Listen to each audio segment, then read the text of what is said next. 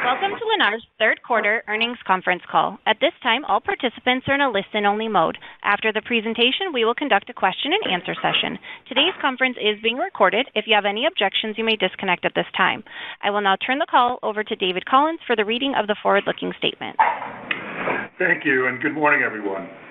Today's conference call may include forward-looking statements, including statements regarding Lennar's business, financial condition, results of operations, cash flows, strategies, and prospects.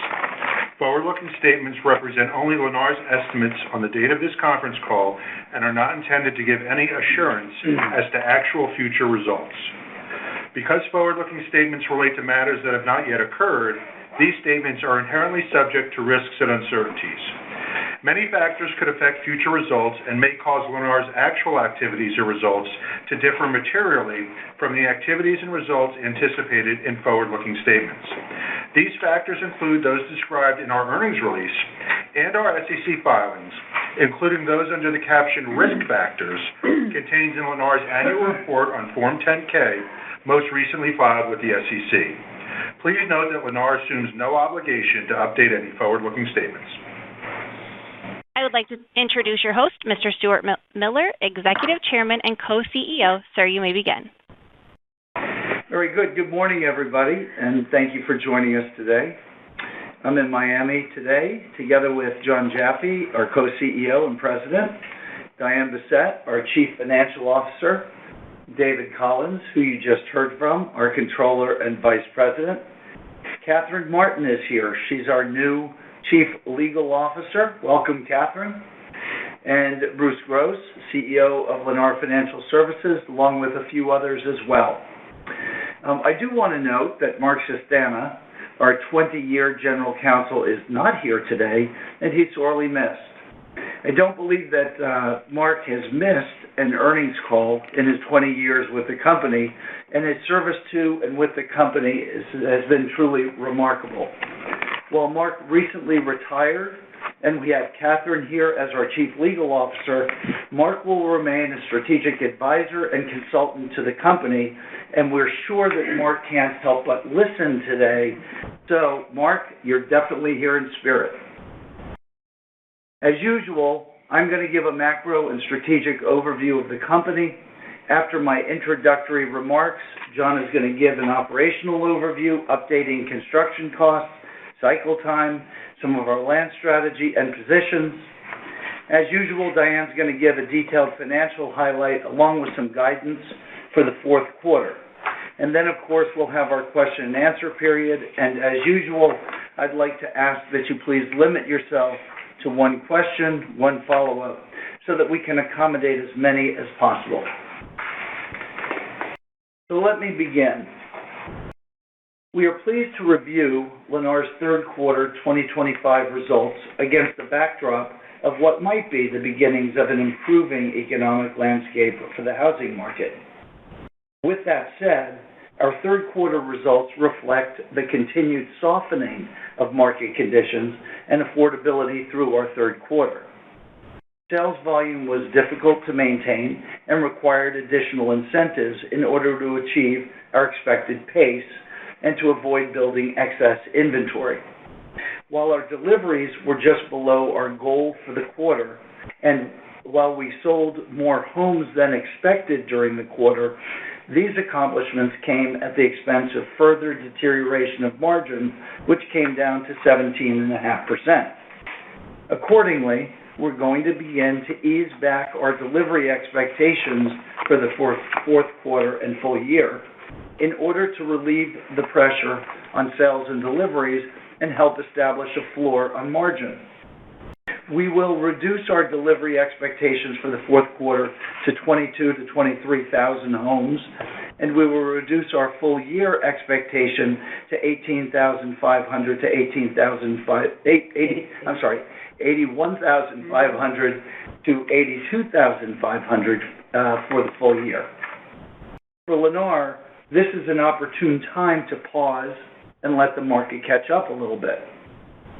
Even though mortgage rates began to trend downward towards the end of the quarter, stronger sales have not yet followed. We have certainly begun to see early signs of greater customer interest and stronger traffic entering the market. With lower mortgage rates, purchasers are showing greater interest in considering their home purchase, and this is generally an early signal of stronger sales activity to follow, assuming rates remain lower. And if interest rates continue to fall, we're quite optimistic that this all will happen soon. The extended period of higher interest rates for longer than expected forced us, however, to adjust construction costs in order to enable sales in difficult market conditions. Our lower construction cost structure, together with reduced margin, enabled us to meet affordability and support the supply and demand balance. We drove sales pace to match production pace, and we fortified our market share and position in each of our strategic markets. We are now situated with a lower cost structure, efficient product offerings, and strong market positions to accommodate pent-up demand as rates moderate and confidence ultimately returns. As I said before, this is the right time. This is just the right time for us to pull back just a little bit. We believe that we've gotten ahead of the current market realities, and we've built what we believe is a stronger, long-term, margin-driving platform. We know that this has taken some time as the market has remained weaker for longer, but we also know that our strategy has helped build a healthier housing market and has positioned Lennar for strong cash flow and bottom-line growth in the future. We are optimistic that if mortgage rates approach the 6% level or even lower, we will soon see some firming in the market, and we will benefit from stronger affordability and therefore demand. Accordingly, we'll remain focused on volume and even flow production, although at just a little slower pace. We will maintain responsible volume to maintain an affordable cost structure, and we will find the floor and rebuild our margin as the overall housing market continues to remain short on supply. So let me turn quickly to a quick macro overview of the housing market. Consistent with last quarter's earnings call, the macroeconomy remained challenging throughout our third quarter. Mortgage interest rates remained higher, and consumer confidence remained challenged by a wide range of uncertainties, both domestic and global. Across the housing landscape, actionable demand remained diminished by both affordability and consumer confidence, and therefore the market continued to soften as we moved through the quarter.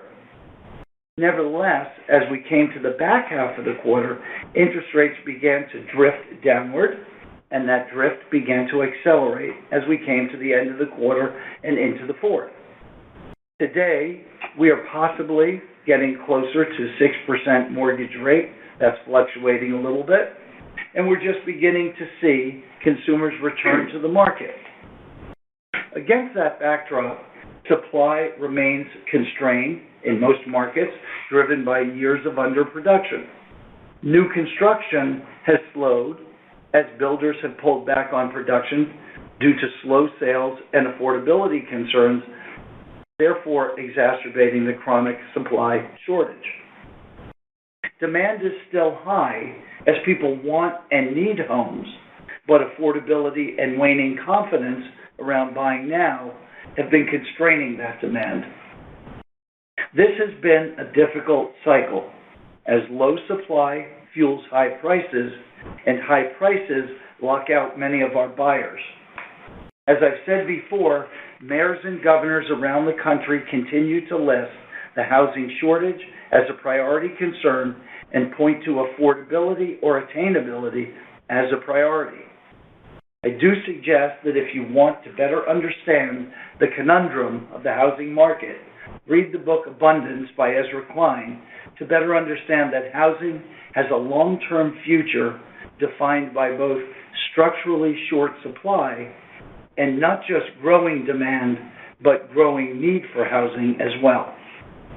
The current environment is all about recognizing that short supply is keeping prices higher and that only lower prices enabled by lower cost structures will achieve affordability.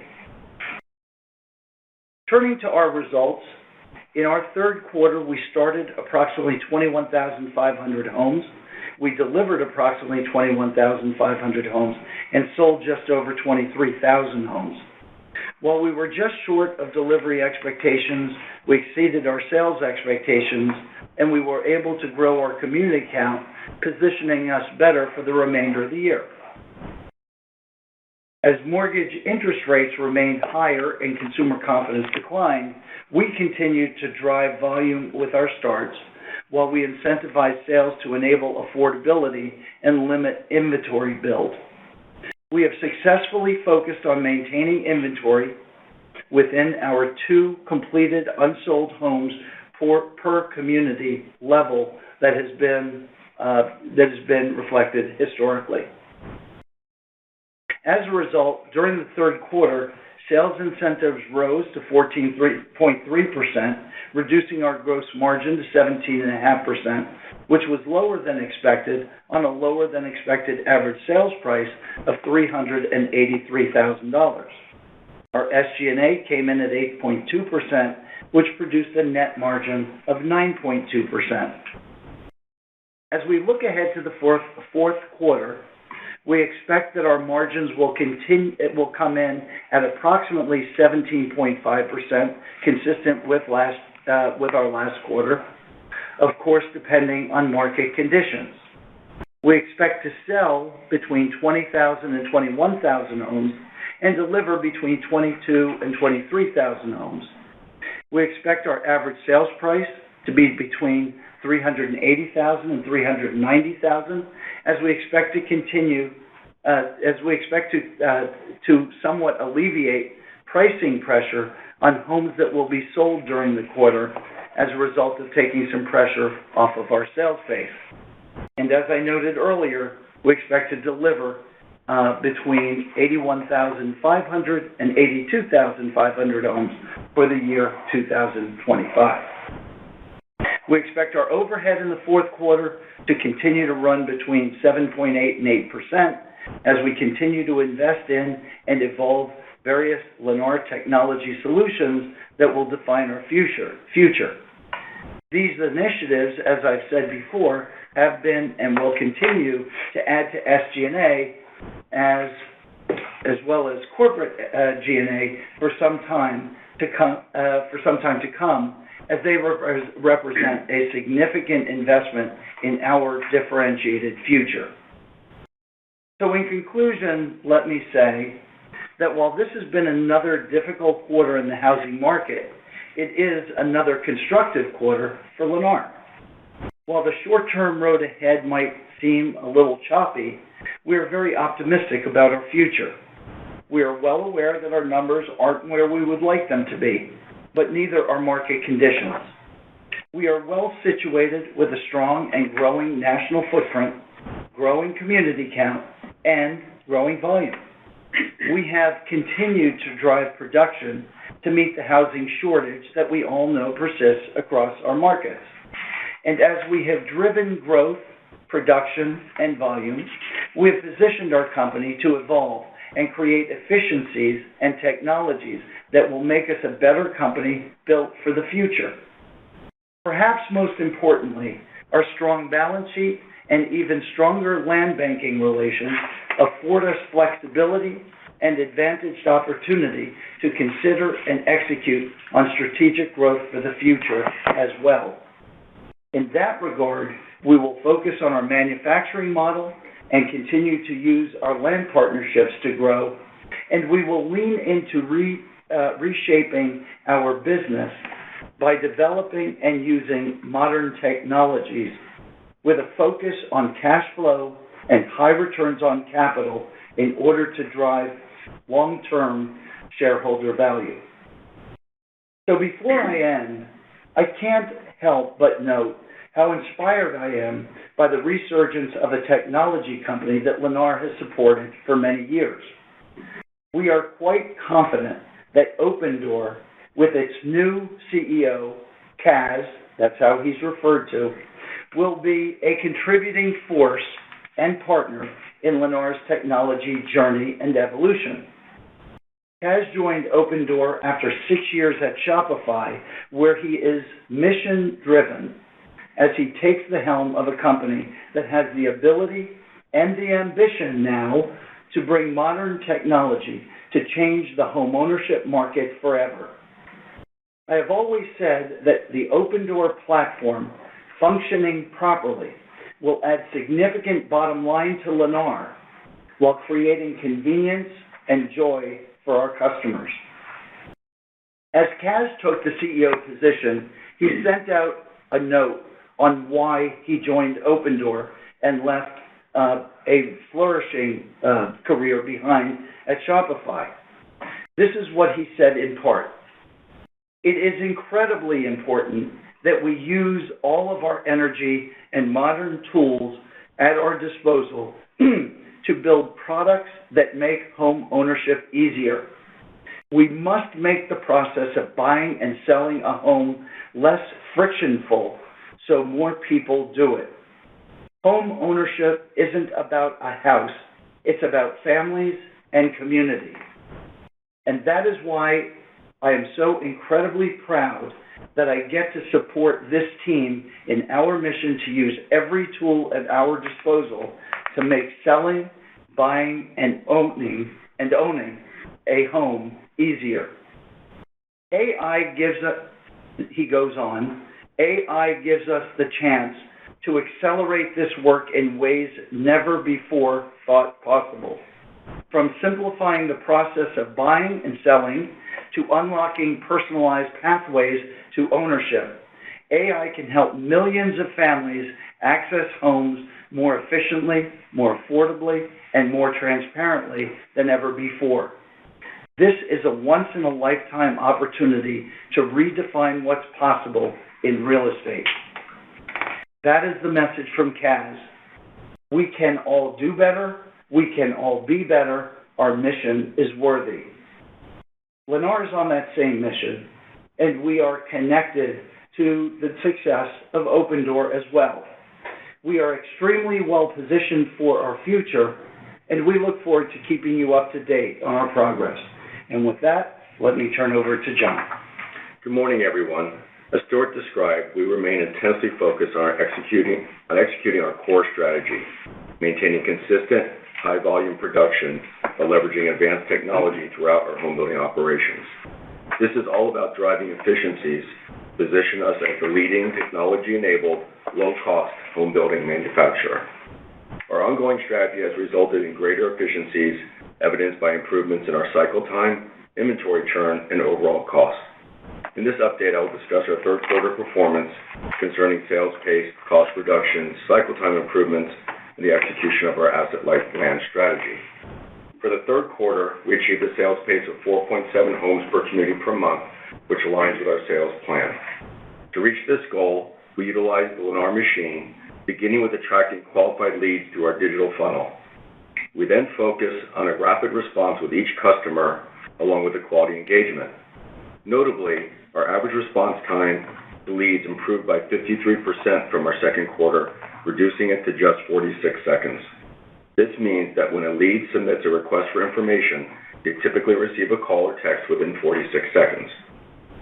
Supporting our sales process, our internet sales consultants benefit from real-time analytics for coaching immediately after each interaction, thanks to proprietary software. This technology-driven approach results in an 8% quarter-over-quarter increase in appointments. Additionally, we utilize our dynamic pricing tool that matches home prices to real-time supply and demand inputs, helping us reach our targeted sales goals. Our pricing technology continues to evolve using the feedback and data from our results. The successful execution of the Lennar machine has enabled us to sell the right homes at current market prices, keeping our inventory well-positioned with an average of under only 2 unsold homes per community, completed homes per community. Affordability continued to challenge customers throughout all of our markets in the quarter as incentives increased by approximately 100 basis points to achieve our sales targets. It is this ongoing affordability challenge that drives our focus on a production-first strategy. As the foundation to this strategy, we delivered a consistent start pace of 4.4 homes per community per month in the quarter. This sustained volume benefits the supply chain, allowing us to leverage volume to reduce both cost and cycle times. Consistent volume supports ongoing negotiations with our trade partners, resulting in lower costs. Over the last 11 quarters, we have achieved cost reductions in 10 of them. The average decrease for each of the 11 quarters is $1.50 per square foot. Direct construction costs for the third quarter were down approximately 1% from the second quarter and about 3% year over year, reaching the lowest construction cost for our company since the third quarter of 2021. This trend of decreasing direct construction costs will continue into our fourth quarter. We have now achieved cycle time reductions for 11 consecutive quarters, with a 6-day sequential decrease from Q2, bringing the average cycle time for single-family detached homes down to 126 calendar days. This represents a 14-day or 10% year-over-year reduction and marks the lowest cycle time in our company's history. Technology continues to drive these improvements by providing our construction teams with real-time information displayed in user-friendly dashboards, facilitating better scheduling and field problem solving. Improved cycle times and technology-driven quality assurance processes have also contributed to higher home quality, evidenced by fewer work orders and a reduced warranty spend, down about 35% year over year. Our focus on efficiency and cost reduction extends to land development, where we apply similar volume-based strategies to negotiate lower costs with trade partners in the slowing land market. In the third quarter, we began to see meaningful progress in these efforts and expect further improvements in the coming quarters. Land acquisitions are strategically structured to be just in time, utilizing our land bank relationships and phase takedowns to minimize carrying costs. Regarding our asset-light strategy, we concluded the quarter with improved metrics. Our supply of owned home sites decreased to 0.1 years from 1.1 years a year ago, and the percentage of controlled home sites increased to 98% from 81% a year ago. Together, these operational improvements have led to an increased inventory churn in the third quarter, now at 1.9 versus 1.6 last year, representing a 19% improvement. In the fourth quarter, our team will continue to focus on executing the strategy of maximizing efficiencies to drive down costs across our operating platform. And now I'll turn it over to Diane. Thank you, John, and good morning, everyone. Stuart and John have provided a great deal of color regarding our home building operations. So therefore, I'm going to provide a quick summary of our financial services operations, summarize our balance sheet highlights, and then provide guidance for the fourth quarter. So starting with financial services. For the third quarter, our financial services team had operating earnings of $177 million. The strong earnings were primarily driven from our mortgage business and were driven by a higher profit per loan as a result of higher secondary margins. Once again, our financial services team worked in partnership with our home building teams with the goal of providing a great customer experience for each home buyer. Turning to our balance sheet, this quarter, once again, we were highly focused on generating cash by pricing homes to market conditions. The result of these actions was that we ended the quarter with $1.4 billion of cash and total liquidity of $5.1 billion.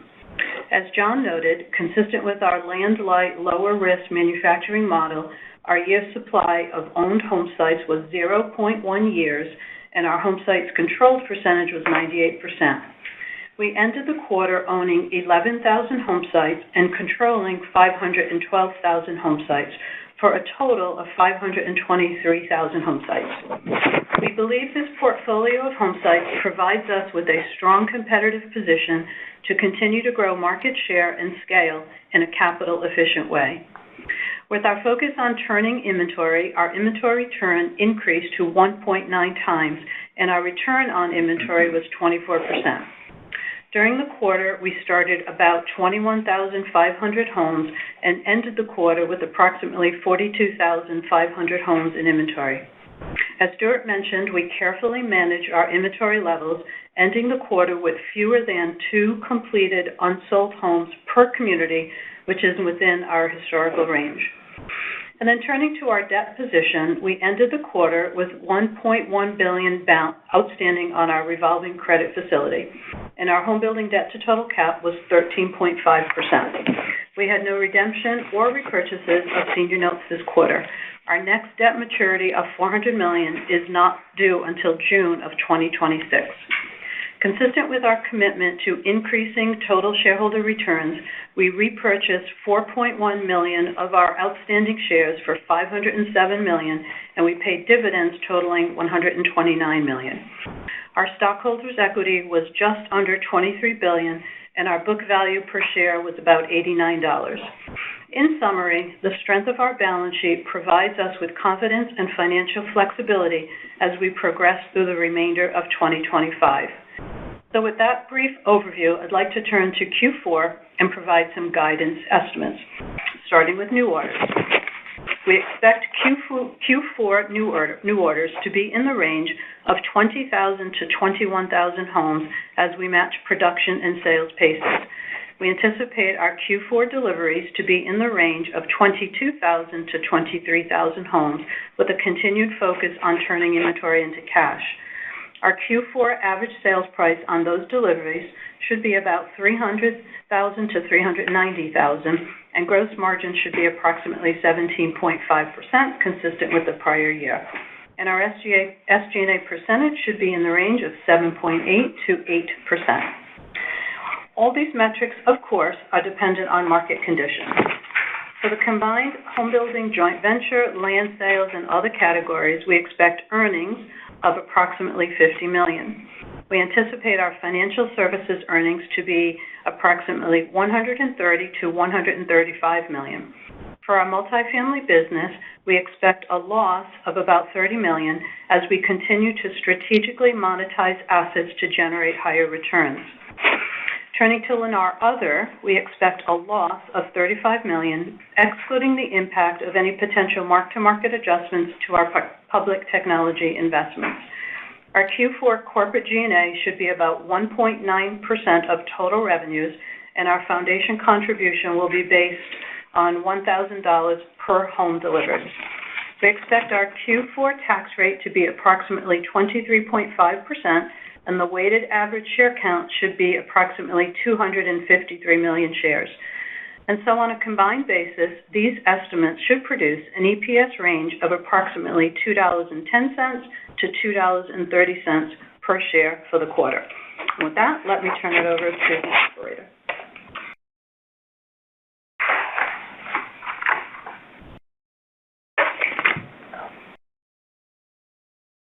Thank you. We will now begin the question and answer session of today's conference. We ask that you limit your questions to one question and one follow-up question until all questions have been answered. If you would like to ask a question, please unmute your phone, press star 1, and record your name clearly when prompted. If you need to withdraw your question, you may use star 2.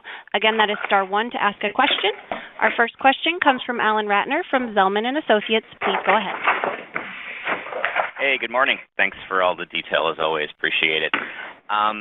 Stuart, obviously, I think a lot of people want to dig into the pivot here on strategy a little bit and understand, whether this is a little bit more short-term in nature or just a change in the way you're thinking about the longer term. I guess, from a incentive standpoint, I'm just curious, have you already started to dial back some of the incentives? And if so, what has the response been in terms of order pace or margin or any color you can give there? So I wouldn't really look at it as a change in strategy. I would look at it more that we are making adjustments as we go forward. We're still very focused on volume. We're maintaining a very, very strong volume. I think we're taking the edge off as the market has continued to become a little bit more stressed. And I think that as we went through our third quarter and interest rates were trending more towards the 7% range than what ultimately took place at the end of the quarter and into the fourth, we just felt that it was an opportune time to take a step back, particularly as perhaps interest rates are starting to moderate a little bit. They're a little up and down still. We thought it was a good time to let the market catch up a little bit. In terms of have we already started, the answer is no. That is something that John will be directing and focusing on over the next few weeks. But we're just recalibrating to make sure that we're not pushing too hard on a market that really doesn't want to be pushed. Got it. No, that's helpful color. The second question, relates to the land strategy, in relation to this. This isn't my view, but it's one I hear from investors that, given the spin to Millrose and given the fact that now you're 100% off balance sheet with option contracts that are tied to some certain takedown schedule, I know there's been some concern that maybe you don't have the flexibility to meaningfully change the start pace or the takedown pace. So I'm curious, I know this is a fairly modest pullback in start activity, so it probably doesn't affect things too much, but is there any adjustment that's also going on the land side to account for this slower start pace? Meaning, have you adjusted the takedown schedules or paused in any cases? Or, on the flip side, would land begin to then accumulate on the balance sheet potentially if you don't reaccelerate those starts in 26? Thanks, Alan. I've heard that question a number of times. The answer is we are not constrained in any way by our land relationships or the reconfiguration of land. To the contrary, we were very deliberate about injecting the ability to pause as market conditions change and adjust. And additionally, we have the ability, though it is expensive, to walk away from programs that we have in place. So it is not the constraint of our land relationships that define our strategy at all. To the contrary, it is much more about the recognition that we're going to have to find, frankly, as an industry, a way to build and deliver homes at a more affordable level, and that is all going to derive from cost structure, all the way from land to land finance costs, all the way through to vertical construction and horizontal construction and SG&A. It's why we're so focused on a differentiated way forward relative to modern technologies. We have to get more efficient and effective. And unfortunately, the road to get there is one of volume to the system and working with our trade partners to deal with logistics and cost structures, and also building new technologies that are expensive to do. The SG&A goes up before it goes down. But to bring this back to land would be it would be a mistake, because land was carefully crafted to not be a factor in strategy, but instead to be a stepping stone of the strategy for going forward. Appreciate it. Thanks very much. You bet. Next, we'll go to the line of Stephen Kim from Evercore ISI. Please go ahead. Yeah, thanks very much, guys. And, thanks for that commentary, Stuart. I was going to follow on Alan's question there with respect to the duration of this pause. Could you give us a sense, or do you see this planned slowdown in your sales production as maybe like a 1 to 2 quarter pause, several months kind of a thing ahead of what is hopefully a better spring selling season? Or do you see this as a more lasting recalibration of your Lennar machine to a lower level of volume? And I guess you could say, you address that both in terms of the housing production as well as the land.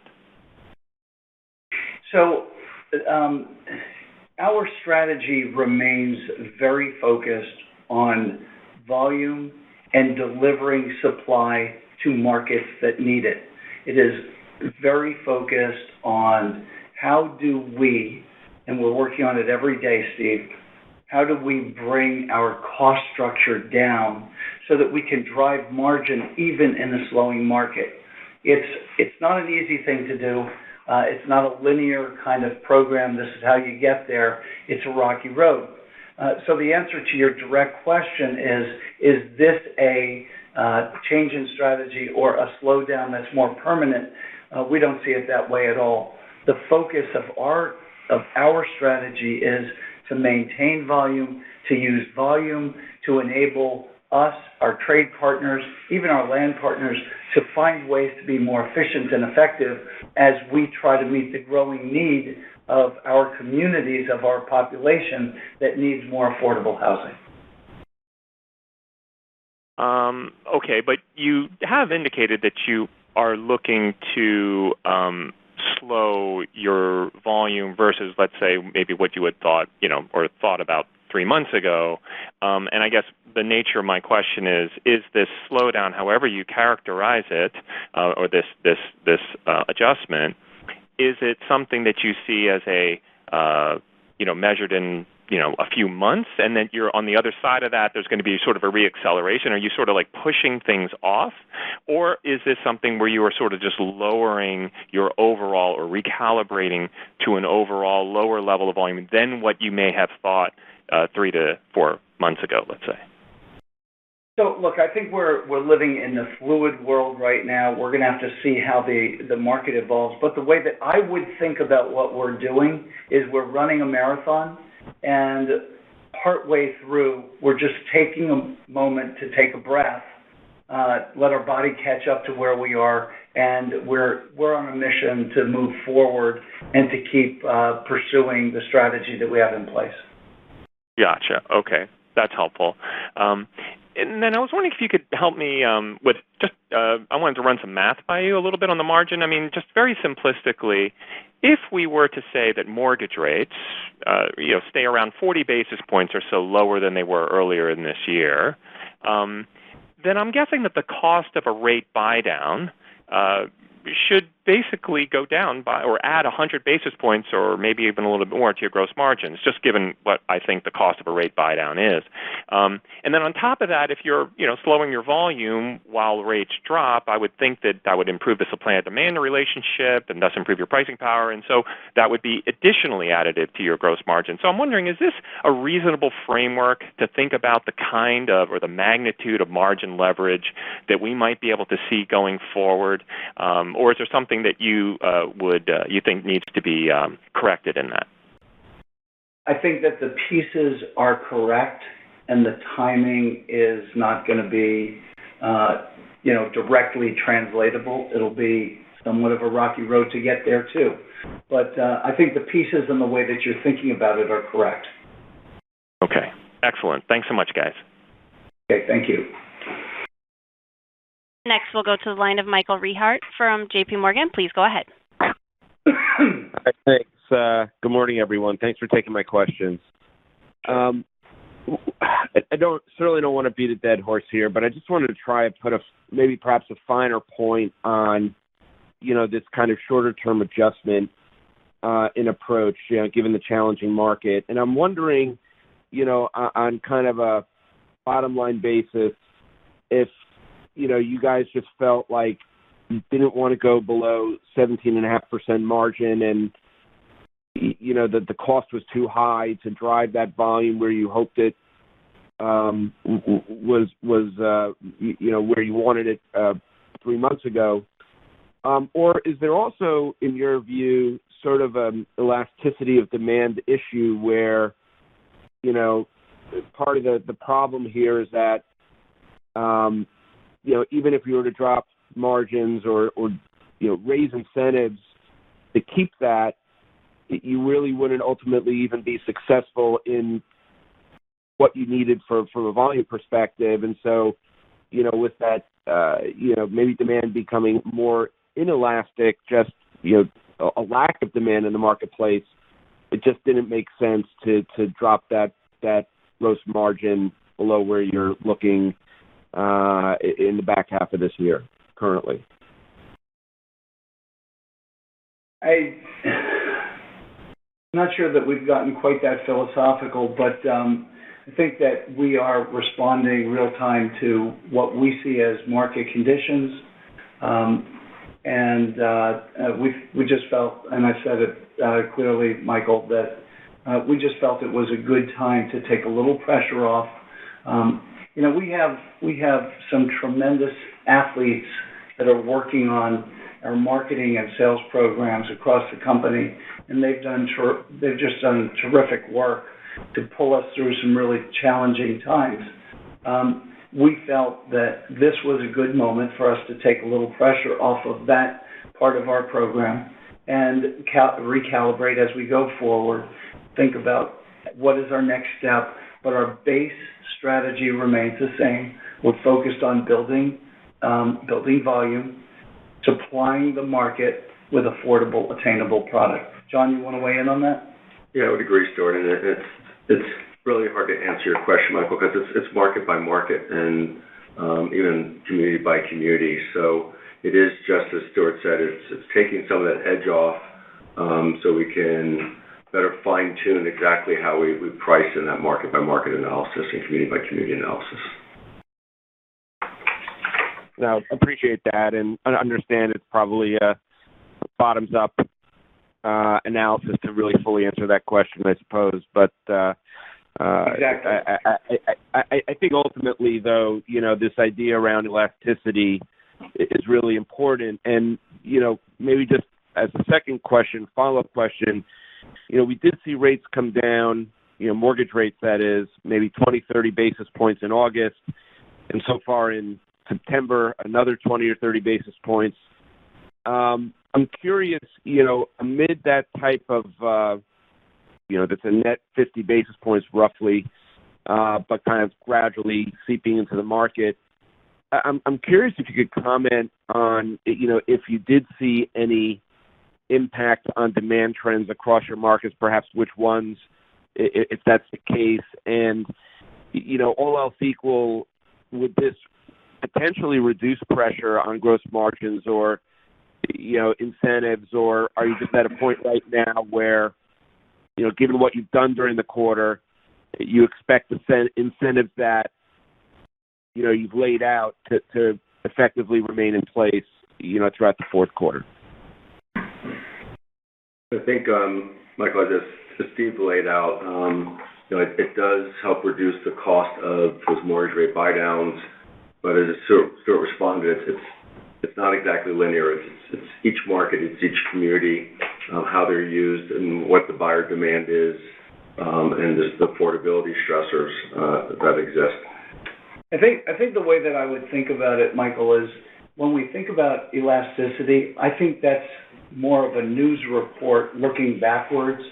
And when we think about what we're doing, it is, as you described, a bottoms-up approach. I think John has said, it is community by community, and we're responding and pulling the levers as a company to be reflective of what we see our best and brightest doing in each market across the country.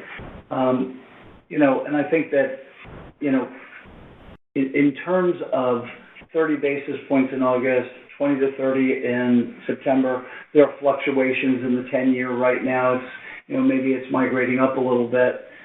We'll have to see. I think the volatility in it, impacts consumer confidence.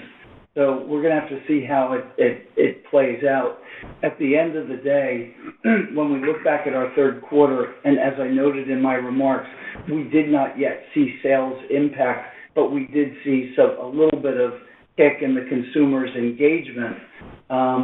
And as we've gone into the fourth quarter, we generally don't comment on, what we're seeing so far in this quarter, but I will and say that as we've come into the fourth quarter, we've seen, a little bit more interest, but we're pretty confident that if interest rates really do go down and stay down, as you get to 6%, closer to 6%, as you go below 6%, we think you're going to see some real optimism in the marketplace and people who have need really activating because they can afford to.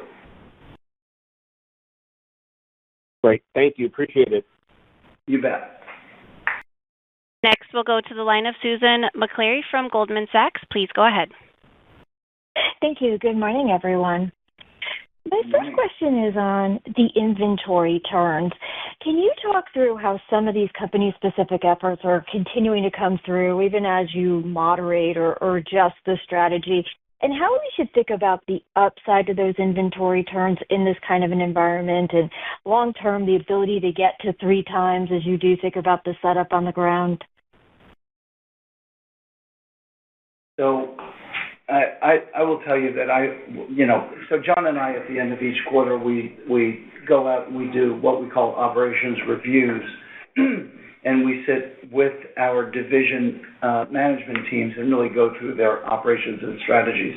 And what has been fascinating to me is to sit and watch our divisions focus on their inventory turn, which to me, and I think, and to John as well, is really an indication of, are we focusing on effectiveness and efficiencies and really working on using the things that we're doing to become more efficient and drive costs down to build affordability. The answer to your question is, I was sitting in one of those ops reviews this week with a team that is actually getting closer to exactly that 3 times inventory turn. As a company, it will be we'll be adding together all the divisions, and you'll see averages. But at the local level, that kind of North Star is very much a part of the discussion. As we get cycle times down, John talked about the fact that these are the lowest cycle times as an average that we've seen as a company. That is directionally where we're headed. But don't measure us against 3 times, because that's a pretty hard hurdle to get to. Go ahead, John. Yeah, what just add, Stuart, is, as we've discussed in prior quarters as well, this ongoing focus on efficiencies. So just in time into our land banks, just in time out of our land banks, where we're ready to start production. All of this is a constant tweaking and refinement of processes to do just that, so as to continue to drive that metric, which, as you've seen, is that we've been making good progress on. And every one of these programs, thinking processes, John talks about land into the land bank, land out of the land bank, and those efficiencies. All of these tie to modern technologies that are partners of what we're trying to do. And as we get those technologies working, those efficiencies are going to amp up. Yeah, okay, that's very helpful color. And then maybe taking that one step further, as we do think about the inventory turns and these efforts coming through, can you talk about the cash generation of the business and how you're thinking about the uses of that cash, especially in this sort of an environment that we're in, and any updates on the M&A environment, those kinds of strategic efforts? Well, as far as we're concerned, everything is on the table. We are certainly focused on total shareholder return. That is sometimes defined by how we grow and what kind of M&A strategy we might inject into our business as we go forward. We are looking at everything, and as I've said, the use of our land banking program is something that enables more of that focus. At the same time, we're focused on returning capital to shareholders. You've seen that we've had a pretty steady program of doing exactly that. And we are very, very focused on driving cash flow. Now, there's been an adjustment period in the wake of Millrose and, getting the pieces working exactly together. Takes a little bit of time, but our program is laser focused on how do we get to that total shareholder return, how do we use cash effectively, how do we drive growth effectively. And look, at the end of the day, the focus of this company is how do we become something different in the future from what we've been in the past, and a big capital allocation. Diane, do you want to say anything on that? Wait. I was going to just really, I agree with Stuart. I think that there's no change in our strategy from quarter to quarter, given the incentive because of our push on volume. Cash moves around a little bit, and this was an unusual year with Millrose. But the trajectory is to really keep the focus on cash generation, which is definitely benefited by the efficiencies that we're focused on. Yeah. Okay. Thank you all for the color, and good luck with the quarter. Thank you, Susan. Thank you. Next, we'll go to the line of John Lovallo from UBS. Please go ahead. Good morning, guys. Thanks for taking my questions as well. The first question is, orders were obviously very solid and, a little bit ahead of expectations. You guys are working at the lowest cycle times in a very long time, if not in history. What caused sort of the slight miss in the third quarter deliveries given those factors? It really is, it's just timing, and, relative to when sales occur, getting through the mortgage approval process. Nothing more than that. Okay, understood. And, I guess, we've heard from several of your peers and from some other companies through the value chain that Florida inventory levels are beginning to stabilize, maybe even improve a bit. Obviously, there's a lot of markets in Florida, but, in some of the key markets, maybe the I-4 corridor, if you could talk about, is this consistent with what you're seeing on the ground? Yeah, that, Tampa, Orlando markets along the I-4, as I commented, we have always remained very laser focused on inventory levels. It's part of our strategy, even flow, production, sales pace. With respect to other builders, we did see some build up, but I would agree with that in general. So I see some stabilization. Yeah, and remember that the size of inventories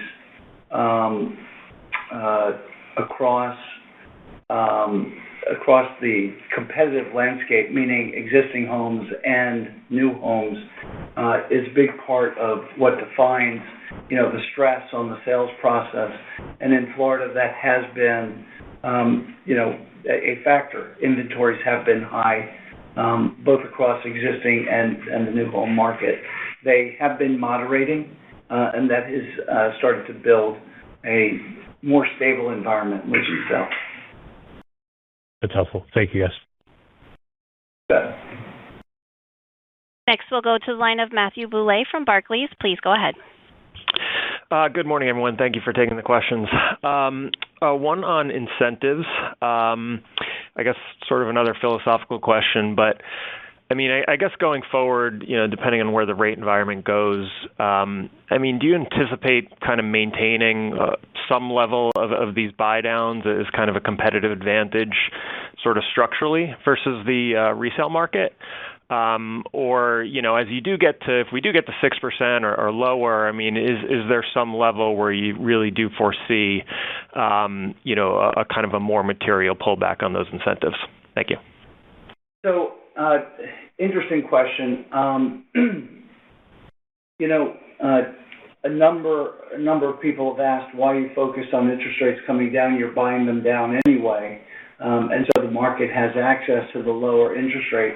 The reality is, it is the stall that's embedded in the existing home market that is relevant, because as the existing home market starts to unlock a little bit, it enables people to activate the process of going from a first-time home to a move-up home, and a move-up home to a second move-up home. It just unlocks an awful lot in and around the ability of people to engage in the housing market. So, that migrate, yes, the home builders are generally providing that lower interest rate by buying down, and it is impactful to margin, but unlocking the rest of the housing market as a flywheel kind of approach or effect, and that effect unlocks a lot of activity for the entirety of the ecosystem. Okay, fair enough. Thank you for the thoughts there, Stuart. Secondly, I guess sort of following on John's question, I think what he was alluding to around, orders and deliveries into the next quarter. I'm just curious if you can update us on the cancellations environment a little bit, and I guess whatever the trend was, kind of what you're reading into what you're seeing in cancellations today. Thank you. So it's really remained pretty consistent from second quarter through third quarter in terms of order pace, cancellation pace. As we said, we really didn't see any effect in the third quarter relative to interest rates coming down at the end of the quarter. And it directly ties in on that community by community basis of what do we need to do to support our customers as they're challenged by affordability. So bottom line is it's remaining pretty consistent. Okay, thanks, John. Good luck, guys. Okay, why don't we take one more? Perfect. Our final question comes from Jade Rahmani from KBW. Please go ahead. Thank you very much. Can you say what quantity or percentage of year-to-date deliveries have come from Millrose? Diane? Yeah, I want to say it's been about, Dave, correct me if I'm wrong, about 25%-ish in that zone. And so in terms of the gross margin outlook, looking beyond the fourth quarter, should we still expect the remaining 75%, once you're at a steady cadence with Millrose, to come through that interest cost on gross margins? Yeah, stating the obvious, with the low cost that Millrose offers us, the more that we have deliveries from that vehicle, it's benefiting our margins. But realistically, across our land banking environment, we're focused on managing the option costs of those communities, and one of the things that benefits, and this is an interesting flywheel within the land banking world, is our ability to build certainty within the land banking structures, and that is certainty of close, certainty of execution, enables us to maintain a more moderated cost structure within those systems and to actually bring down costs. And therefore, when we talk about does land banking drive our business, in one sense, we have the ability to walk away from deals if we need to, but the reality is we are highly, highly incentivized to keep each of our structures, whether it's vertical construction, horizontal construction, or whether it's land banking, operating in a smooth, effective way, because that's how we get to the best cost structure and therefore produce affordability. And all of this kind of ties together as to why our strategy relative to volume. I think that's well said, Stuart. For us, it's a manufacturing approach, meaning even flow from beginning to end. So it starts with land into our land banks, as I said, just in time, coming out predictably just in time from the land banks to a production team that's focused on bringing cycle time and cost down. And it's an ecosystem that's all the way through. So the more effective we are in doing that, as we've noted, we bring down our construction costs. But as Stuart is highlighting now, the more effective we are in creating stability and reliability in the land bank world, the more that capital costs come down. So they all have our laser focus on how do we become more efficient, more durable, and bring value to our partners.